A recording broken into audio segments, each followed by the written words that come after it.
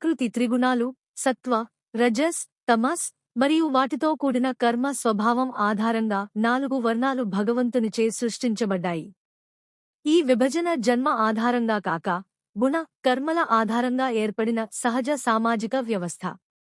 భగవంతుడు వర్ణవ్యవస్థ సృష్టికర్త అయినప్పటికీ ఆయనే వాటికి అతీతుడైన అకర్త. ఆయన బద్ధజీవుల వర్గానికి చెందని నిత్యశుద్ధ పరమాత్మ కనుక కర్మబంధాలకు లోబడడు. సత్వగుణాధిక్యంతో బ్రాహ్మణులు, రజోగుణంతో క్షత్రియులు, రజస్తమోగుణ మిశ్రమంతో వైశ్యులు, తమోగుణంతో శూద్రులు ఏర్పడతారు. ఈ విభజన మానవులను జంతుస్థాయి నుండి ఆధ్యాత్మికంగా ఉద్ధరించడానికే ఉద్దేశించబడింది. కృష్ణ భక్తిభావనలో ఉన్న వ్యక్తి వర్ణాశ్రమాల కన్నా ఉన్నతుడై ఉంటాడు. అటువంటి భక్తుడు సంఘం, జాతి, దేశ భేదాలకు అతీతుడై భగవంతునితో ప్రత్యక్ష సంబంధంలో ఉంటాడు. భగవంతుడిని ఏ కర్మ కూడా మలినం చేయదు. ఆయనకు కర్మఫలాల పట్ల ఆసక్తి ఉండదు. ఈ సత్యాన్ని గ్రహించినవాడు తన కర్మలచే బంధింపబడడు.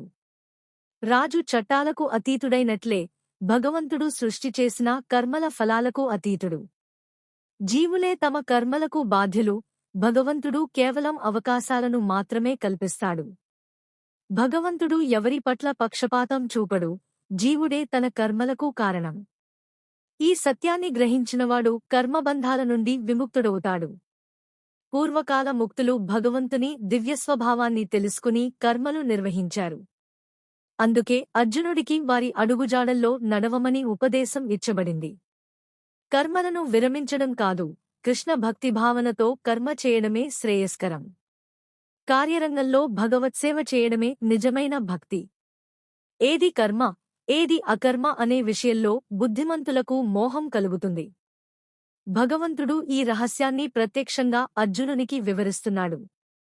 కృష్ణ భక్తిభావనలో కర్మను గురుపరంపర ఆధారంగా నేర్చుకోవాలి. స్వీయ కల్పనతో ధర్మాన్ని నిర్ణయించడం మోహానికి దారి తీస్తుంది. కర్మరహస్యాలను అర్థం చేసుకోవడం అత్యంత కఠినమైన విషయం. కృష్ణ భక్తిభావనకు విరుద్ధమైన కర్మలన్నీ వికర్మలుగా భావించబడతాయి.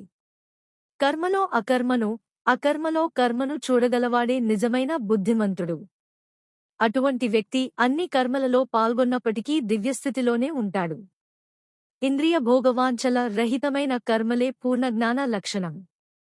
జ్ఞానాగ్నిచే కర్మఫలాలు దగ్ధమై కర్త పండితుడవుతాడు. కర్మఫలాలపై ఆసక్తి విడిచినవాడు సర్వదా తృప్తుడై ఉంటాడు. అటువంటివాడు కర్మలలో పాల్గొన్నా నిజానికి ఏమీ చేయనివాడే అవుతాడు. స్వామ్యభావన లేకుండా కేవలం దేహపోషణకై కర్మ చేయాలి.